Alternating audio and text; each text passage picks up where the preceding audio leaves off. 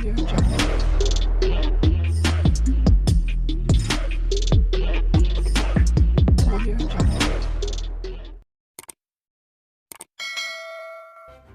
kasih karena memilih channel ini. Sebelum kita mulakan video ini, sila pertimbangkan untuk menekan butang like, share, dan subscribe, dan aktifkan butang lonceng Anda agar Anda sentiasa mendapat info-info percuma pada setiap hari dari channel kami. Dan tinggalkan komen Anda karena komen Anda amatlah dihargai.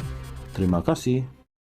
Ketua Pembangkang Datuk Seri Hamzah Zainuddin akan memohon menghadap bagi menyerahkan memorandum khas kepada Yang di-Pertuan Agong Sultan Ibrahim dan Sultan Selangor Sultan Sharafuddin Idris Shah selaku pengerusi Majlis Kebangsaan bagi hal ehwal agama Islam MKI susulan keputusan Mahkamah Persekutuan hari ini. Beliau berkata permohonan menghadap itu akan dibuat dalam masa terdekat bagi menyembah maklum suara hati rakyat serta langkah-langkah penyesuaian kepada pemerkasaan yang perlu dilunaskan. Keputusan petition Nik Elin Zurina yang tidak berpihak kepada Badan Perundangan Negeri Kelantan telah menyentuh perasaan seluruh umat Islam. Tambahan pula, apabila dalam artikel 3 Perlembagaan Persekutuan meletakkan Islam sebagai agama persekutuan. Perkembangan ini memperlihatkan adanya kelompongan serius dalam kuasa serta bidang kuasa berkaitan dengan hak menganut dan mengamal majoriti rakyat Malaysia, katanya dalam satu kenyataan hari ini. Terdahulu, Mahkamah Persekutuan mengisytiharkan 16 daripada 18 peruntukan dalam enakmen Kanun Jenayah Syariah _1 Kelantan 2019 adalah terbatal dan tidak sah. Panel 9 hakim dalam keputusan majoriti 8-1 diketuai oleh Ketua Hakim Negara Tun Tengku Maimun Tuan Mat memutuskan demikian selepas membenarkan petisyen peguam Nik Elin Zurina Natasha Tengku Abdul Rahman selaku pempetition bagi mencabar 18 peruntukan enakmen itu, manakala Kerajaan Kelantan selaku responden tunggal. Dalam keputusan itu, Badan Perundangan Negeri Kelantan tidak lagi mempunyai bidang kuasa menggubal 16 peruntukan undang-undang yang dipertikaikan itu, hanya 2 undang-undang Seksyen 13 dan 30 yang dibenarkan. Mengulas lanjut, Hamzah berkata, kesan daripada keputusan ini akan menggugat enakmen jenayah syariah di seluruh negeri dalam negara ini. Ianya akan mendedahkan enakmen negeri-negeri ini kepada risiko pembatalan.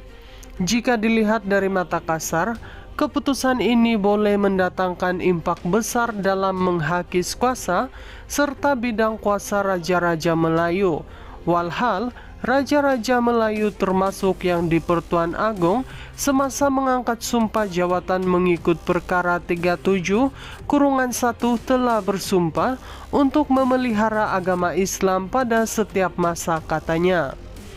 Beliau berkata, sebagai langkah ke hadapan menjadi keperluan pindaan perlembagaan persekutuan bagi memperkasakan undang-undang syariah, terutamanya berkaitan hak menganut dan mengamal majoriti rakyat.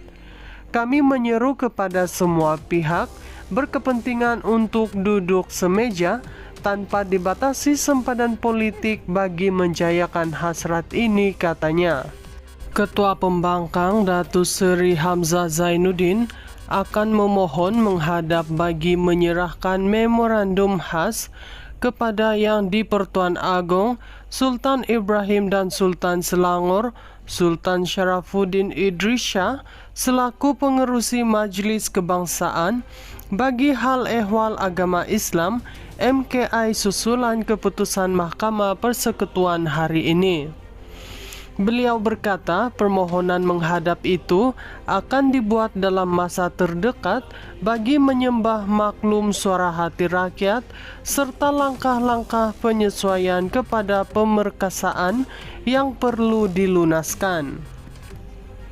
Keputusan petition Nick Elin Zurina yang tidak berpihak kepada Badan Perundangan Negeri Kelantan telah menyentuh perasaan seluruh umat Islam. Tambahan pula, apabila dalam artikel 3 Perlembagaan Persekutuan meletakkan Islam sebagai agama persekutuan. Perkembangan ini memperlihatkan adanya kelompongan serius dalam kuasa serta bidang kuasa berkaitan dengan hak menganut dan mengamal majoriti rakyat Malaysia, katanya dalam satu kenyataan hari ini. Terdahulu, Mahkamah Persekutuan mengisytiharkan 16 daripada 18 peruntukan dalam enakmen Kanun Jenayah Syariah _1 Kelantan 2019 adalah terbatal dan tidak sah.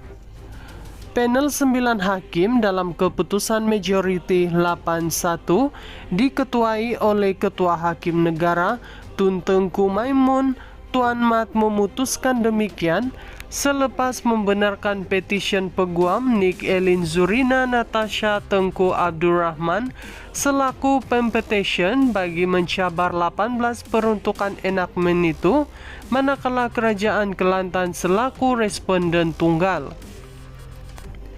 Dalam keputusan itu, Badan Perundangan Negeri Kelantan tidak lagi mempunyai bidang kuasa menggubal 16 peruntukan undang-undang yang dipertikaikan itu, hanya 2 undang-undang Seksyen 13 dan 30 yang dibenarkan.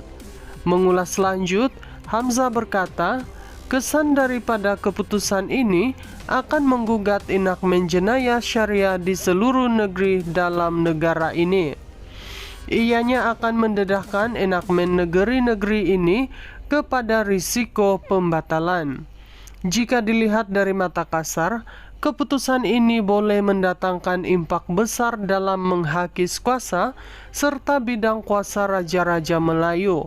Walhal, Raja-Raja Melayu termasuk yang di Pertuan Agong semasa mengangkat sumpah jawatan mengikut perkara 37-1 telah bersumpah untuk memelihara agama Islam pada setiap masa, katanya. Beliau berkata, sebagai langkah ke hadapan menjadi keperluan pindaan perlembagaan persekutuan bagi memperkasakan undang-undang syariah, terutamanya berkaitan hak menganut dan mengamal majoriti rakyat. Kami menyeru kepada semua pihak berkepentingan untuk duduk semeja tanpa dibatasi sempadan politik bagi menjayakan hasrat ini, katanya.